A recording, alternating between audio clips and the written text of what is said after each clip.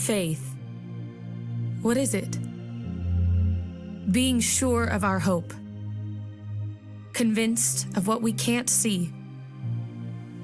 By faith, we understand the world was set in order at God's command. By faith, Abel offered God a greater sacrifice than Cain, and for his faith, God commended him as righteous. By faith, Noah trusted God and constructed an ark for the deliverance of his family. By faith, Abraham was willing to sacrifice Isaac, his only son, believing God would still fulfill his promises. By faith, Moses chose to be mistreated with the people of God, rather than enjoy sin's fleeting pleasure. By faith, God's chosen nation crossed the Red Sea on dry ground and praised him as it swallowed up the Egyptians. By faith, Rahab the prostitute escaped destruction because she welcomed the spies in peace.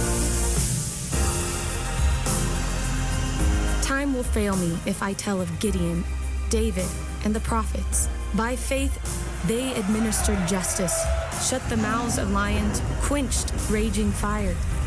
But others were imprisoned, murdered, and wandered in deserts, mountains, and openings in the earth. We are surrounded by this great cloud of witnesses. So get rid of every weight, of every sin, and run with endurance the race set before us. Keep your eyes fixed on Jesus. He is the champion and guide of our faith. For promised joy, he endured the cross, thought nothing of its shame, and having risen again, has been handed his deserved glory at the right hand of the throne of God.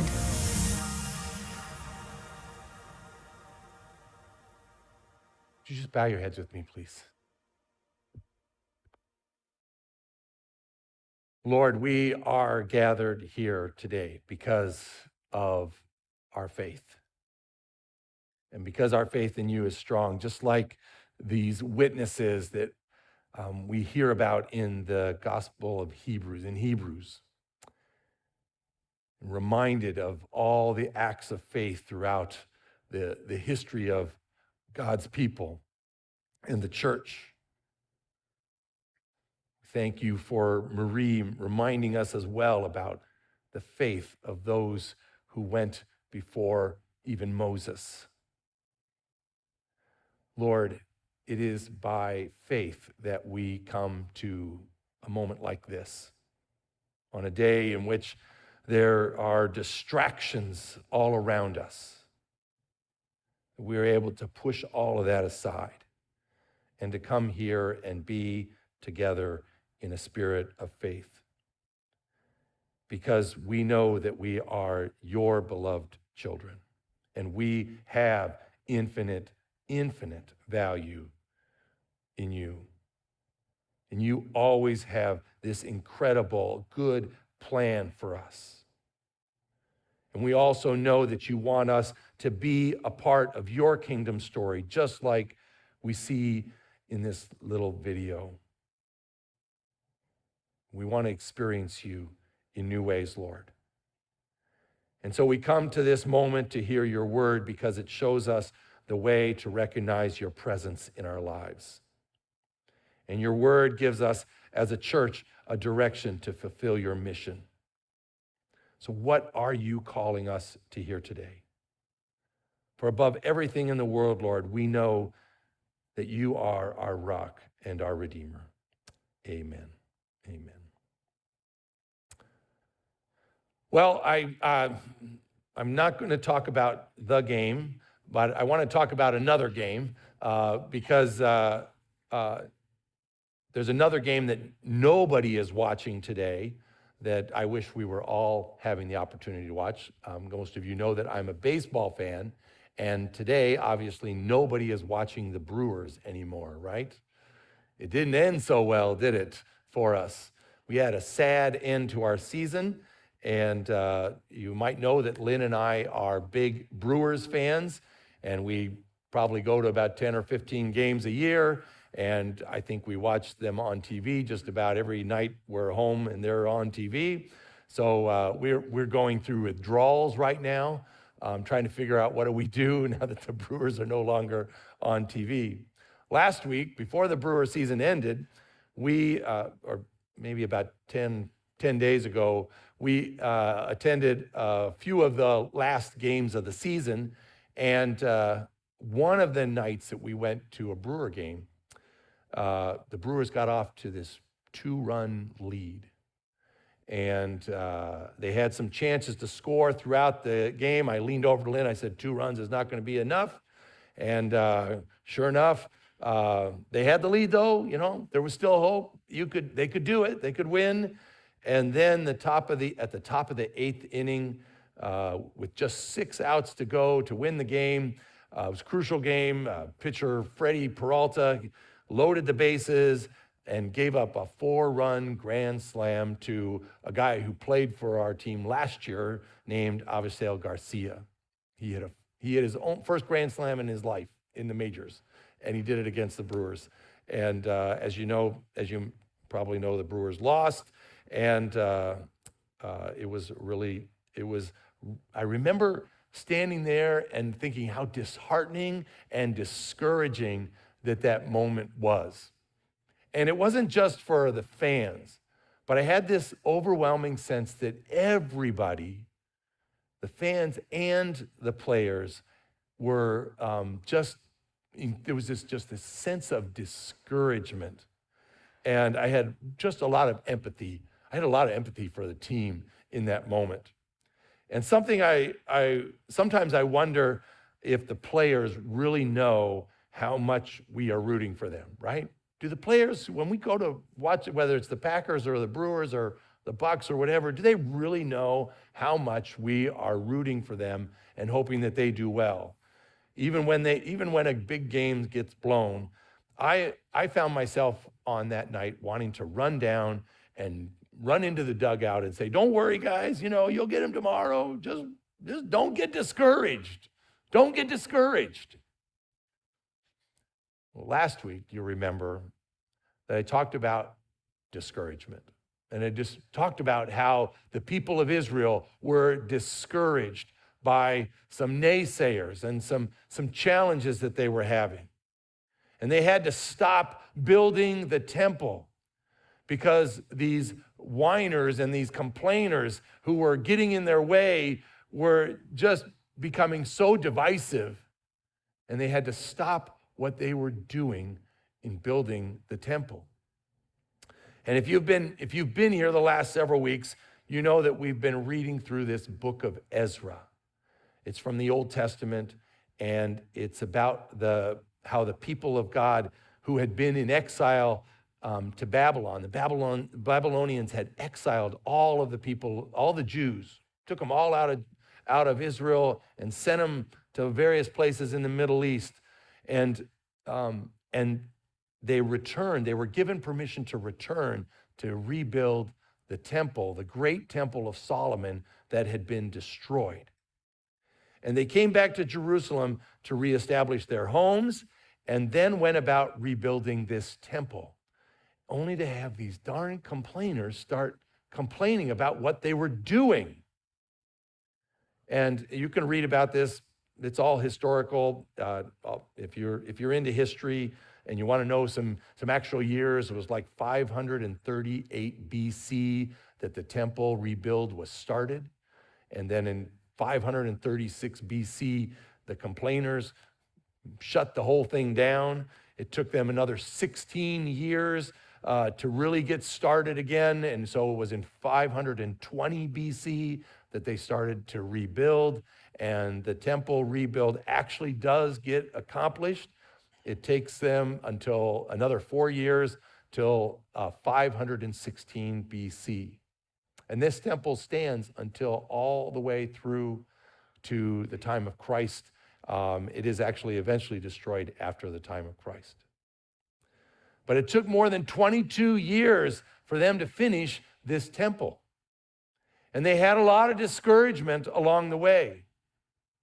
And And they had a lot of things that would have discouraged a lot of us. But the rebuild got restarted because the people of Israel were determined. They were determined to rebuild God's temple. And they found their encouragement from God. And so I want to read to you a little bit about how they regrouped and found that encouragement to happen. And it's in our next chapter. If you know, we've been doing one chapter a week, and we have this week and next week, and that'll bring us to a conclusion. But this is chapter 5. And this is how it begins. Now, Haggai, the prophet and Zechariah, the prophet, a descendant of Iddu, prophesied to the Jews in Judah and Jerusalem in the name of God, name of the God of Israel, who was over them.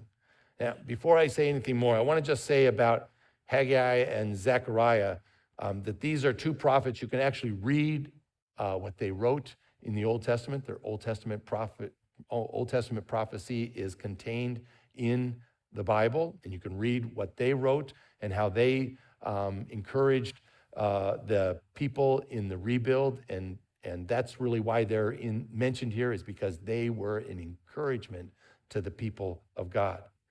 We'll talk about them right at the very end of the message today. But it goes on. Then Zerubbabel, son of Shealtiel, and Joshua, son of Jozadak, set to work to rebuild the house of God in Jerusalem. And the prophets of God were with them, supporting them. So there you got it, the prophets of God. They were there with them, and they're supporting them. At that time, Tattenai, governor of Trans-Euphrates, and Shethar-Boznai and their associates, by the way, I think that's their lawyers, Sheznar and Boznai, and their associates. That's the governor's lawyers. And they came and they asked, "Who authorized you to rebuild this temple and to finish it?" And they also asked, "What are the names of those who are constructing this building?" But the eye of their God was watching over the elders of the Jews, and they were not stopped until a report could go to Darius and his written reply be received. Now, I want to stop right there, and there we go. I want to stop right there because something that maybe we didn't realize when we talked about this last week is that despite the opposition, despite the whiners and the complainers, the work on the temple seemed to still continue. There was still some progress, and it was really slow. In fact, there was slow. It wasn't really happening really dynamically as fast as it had been for the first 2 years. But one of the lines that I think is really important in what I've read so far this morning is that last verse. But the eye of their God was watching over the elders of the Jews, and they were not stopped until a report could go to Darius and his written reply be received. I love that. But the eye of their God was watching. I want you to just think about that. Kind of like how I felt watching the Brewers a few days ago. And I want you to just hold on to that. I'm going to talk about that in a few minutes. I want to read a little bit more about what happened next. But here's the letter that the complainers wrote to King Darius, and then the additional things that the Israelites put into the letter. And it goes like this. This is verses 8 to 17. It starts off, "To King Darius, cordial greetings. The king should know that we went to the district of Judah to the temple of the great God, and the people are building it with large stones and placing the timbers in the walls. The work is being carried on with diligence and is making rapid progress under their direction. We questioned the elders and asked them, 'Who authorized you to rebuild this temple and to finish it?' And we also asked them their names so that we could write down those names, the names of their leaders, for your information. And this is the answer they gave us. And apparently they must have written their answer to the governor and his lawyers. And they write, "We are the servants of the God of the heaven and earth, and we are rebuilding the temple that was built many years ago, one that a great king of Israel built and finished. But because our ancestors angered the God of heaven, he gave them into the hands of Nebuchadnezzar, the Chaldean king of Babylon, king of Babylon, who destroyed this temple and deported the people to Babylon. However, in the first year of Cyrus, king of Babylon, King Cyrus issued a decree to rebuild this house of God. He even removed from the temple of Babylon, the gold, the silver, the articles of the house of God, which Nebuchadnezzar had taken from the temple in Jerusalem and brought to the temple in Babylon. Then King Cyrus gave them to the man named Sheshbazzar, whom he had appointed governor. And he told him, take these articles and go and deposit them in the temple in Jerusalem and rebuild the house of God on its site. So this Sheshbazzar came and laid the foundation of the house of God in Jerusalem. And from that day to the present, it has been under construction, but it is not yet finished. Now, if it pleases the king, let a search be made in the royal archives of Babylon to see if King Cyrus did in fact issue a decree to rebuild this house of God. And then the king, and then let the king send us his decision in this matter." So they're all asking for them to give them, to verify that the building was supposed to happen. And we're gonna find out next week a little bit about what the answer was. But let me just say this: the Israelites gave this governor Tatnai and his lawyers. I love what he said. He said they wrote that letter and they said this: "We are the servants of the God of heaven and of earth. And we are rebuilding the temple that was built many years ago, one that a great king of Israel built and finished." See, the Israelites who returned from Babylon to rebuild the temple were bold in their faith. They were bold in their spirit. It was through and through. That was the spirit of who they were. And from the moment God gave them a window to return to Jerusalem, they were all about getting that temple restored. They were all about it. That's what we're going to do. We're going to make this thing happen. And they were motivated to reboot that relationship that they had with God that was really in jeopardy when they were dispersed.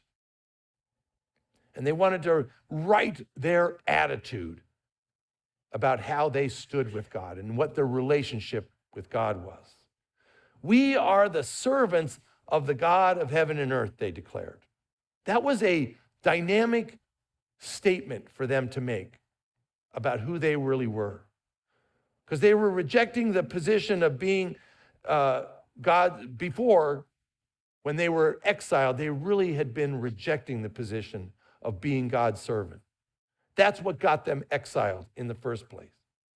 But now they're taking the opportunity that they were given to reboot their lives, and they are not going to be like their forefathers and reject the role of God in their lives. And they're not going to let the world discourage them. Rather, they want to live this new life from the perspective of servanthood and encouragement.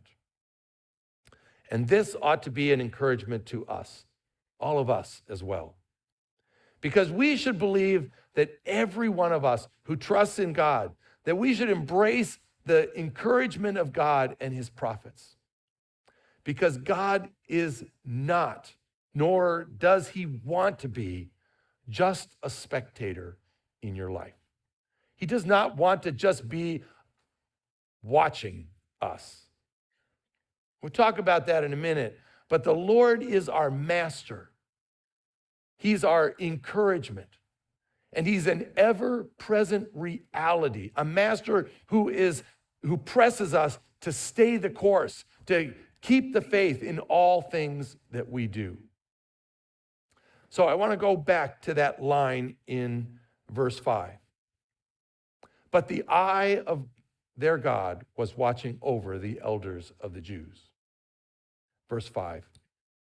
A few weeks back, I went to my granddaughter's first soccer game. I think I'm going to talk about my granddaughter a lot in church coming up in a few. She plays amoeba soccer, right?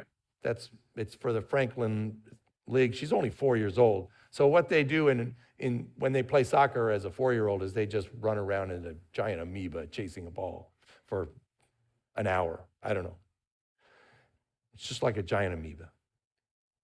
But actually, the coaches do a really great job of supporting the kids. The coaches actually get to run around on the field with them and support the kids, tell them what to do, and encourage them about learning about the game. But the amazing thing to me is all the spectators that come out to watch these games. I mean, a lot of people come out to watch 4-year-olds play soccer. I was kind of surprised.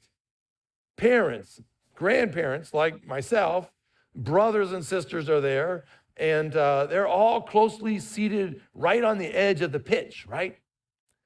But something I learned last week is that I'm not supposed to yell instructions to Andrea because it's not very helpful.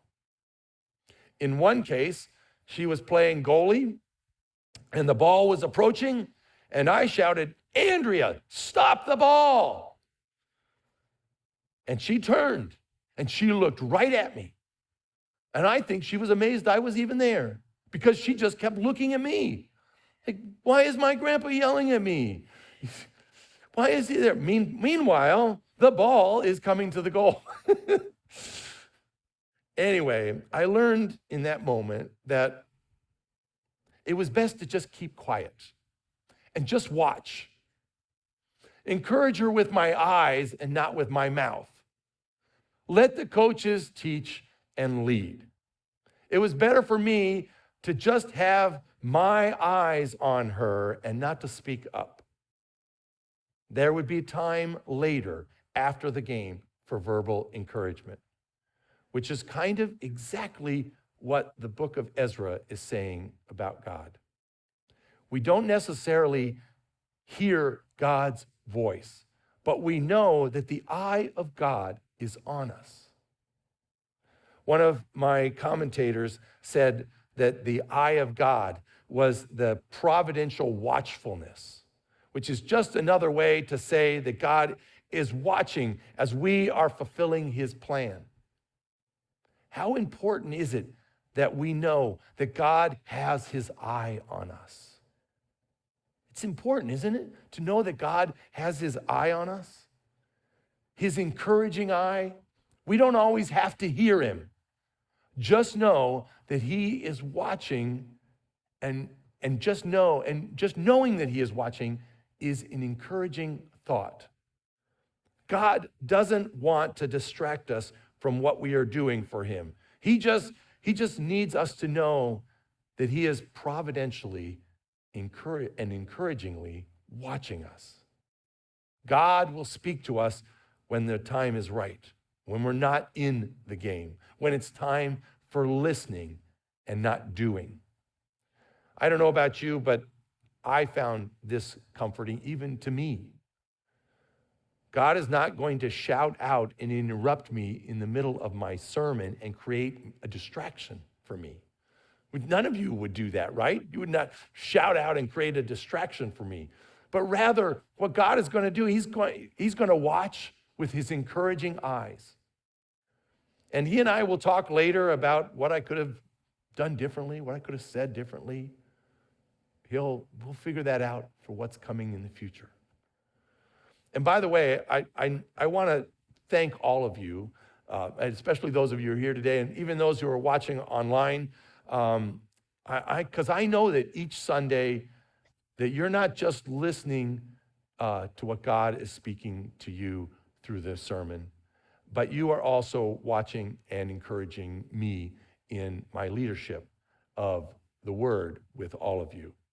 And I want to thank you because I do see your encouraging eyes and your smiles and your nods and all those kinds of things. Those are encouraging to me as well. And I do that with all of you as well. I mean, I as you go about being God's servant in this place or whatever you're doing, and when you're showing your faith, I try my best to encourage you with my eyes. I don't have to always say something with my words, because sometimes I might not get it right if I start yelling out like I did at my granddaughter's soccer game, right? So it's better for me to just be quiet and just encourage you with my eyes. And that's what God does. He encourages us with his eyes because he's watching us. I just love that. God got his encouraging eye on the Israelites, and he's got his encouraging eye on all of us. But then what is it about being a servant that is also encouraging? Because the Israelites wrote King Darius and said, remember what they wrote in their letter? They said, we are the servants of the God of heaven and earth. And we are rebuilding the temple that was built many years ago, one that a great king of Israel built and finished. We're talking about Solomon. And this is such an important statement of encouragement as well, because the Jews are trying to persuade King Darius to support their rebuild of the temple. So they just refer to themselves as servants of God. The servants have to be humbled. We have to be humble because it's not about them. Servants serve for the master. He gets all the credit. He gets all the credit when we serve him. The Jews were not building a house for themselves they were rebuilding a temple for their God. That's what they were doing. And not only that, but they are rebuilding the temple to honor their forefathers who built the great temple before them. I think they're kind of playing on Darius's heart, King Darius's heart. Maybe he will be remembered for building and being a part of the restoration of the temple. So they're kind of buttering him up a little bit. But encouragement is what we need. The builders of the temple want to feel encouraged that what they are doing was not for themselves, but was to please their God and the kings and the leaders that have gone on before them. Sometimes I want to do well in life. I want you to think about this for yourself. But sometimes I want to do well in life just to be sure that I make my forefathers, my parents, my grandparents proud of me. They're all dead. What I'm doing in my life doesn't necessarily make a difference to them, but I certainly want them to feel, if they were here, I want them to know that they could be proud of me, right? And it's encouraging just to know that what we are doing makes someone else feel good and feel good about us, even if they're not alive to tell us so. We instinctively know that what we do makes our forefathers and our mothers happy about us. We do things even though they are gone, right? We're their children, just as we are God's children. And that's what was happening. That's what they were writing about. We're remembering our forefathers who built this temple. We are going to rebuild this temple to honor them. And that's why sometimes that's what we do when we seek to please God. We know it makes him happy, and it serves as encouragement for ourselves as well. And lastly, there are more encouraging words we could say about this chapter in our story. And if we were to read ahead to chapter 6, we would see that King Darius actually writes back and says, yep, what they are doing has my support. He said, he writes this most encouraging letter, and if we were reading chapter 6 today, we'd find out he gives them their support. And King Darius makes those whiners and those complainers, those negative talkers, he embarrasses them. He just literally embarrasses them because he encourages the servants of God. And he tells the governor and his lawyers, you are to pay for the work of those servants of God out of your treasury. You're not to let the work stop. You are even supposed to give livestock to them so that they can sacrifice to their God. And then he even threatens them. This is kind of scary, but he threatens them and he gives them kind of a kick in the pants. He gives them encouragement because he says, if any of you get in the way of what God is doing and anything that the servants of God are doing, this is pretty bold, but he says, we're going to take a beam. A beam is to be pulled from their homes, and they are to be impaled on that beam for this crime, and for this crime, their house is to be made a pile of rubble. Now that's encouraging, right? That would encourage you, right? It would encourage you to straighten you up, right? And get your act together. And to not argue or not to become a whiner and not get in the way of what God is trying to do. And Darius is serious that they are not to be discouraged. But the point is even better spoken by the prophet, because I told you I'd talk about the prophets, right? Who were encouraging the clan. Remember verse 1? Now Haggai and the prophet, Zechariah the prophet, the descendants, they were encouraging them, right? They were God's prophets. They spoke for God. And their voice of encouragement was for the Jews. Keep on building, keep on going. Don't give up what you're doing. What you're doing is going to make a difference. And here is what Haggai said. If you turn to his writings, he says, but now be strong, Zerubbabel, declares the Lord. Be strong, Joshua, son of Jozadak, the high priest. Be strong, all you people of the land, declares the Lord, and work, for I am with you, declares the Lord. This is what I covenanted with you when you came out of Egypt, and my spirit remains among you. Do not fear, people of God. Haggai reminds the people, you are God's people, every one of you in this place. Those of you who are watching online, you are God's people. And just as those in Ezra's day, and these words should be encouraging words to us. Be strong. Know God is with us. His eye is watching us. Remember, be covenanted and promise. You're promised his support by that covenant. And recognize that his spirit remains strong in us. Don't be afraid.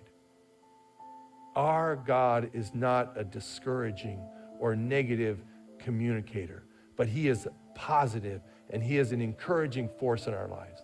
God is always encouraging in your life. Always believe that. Always know that.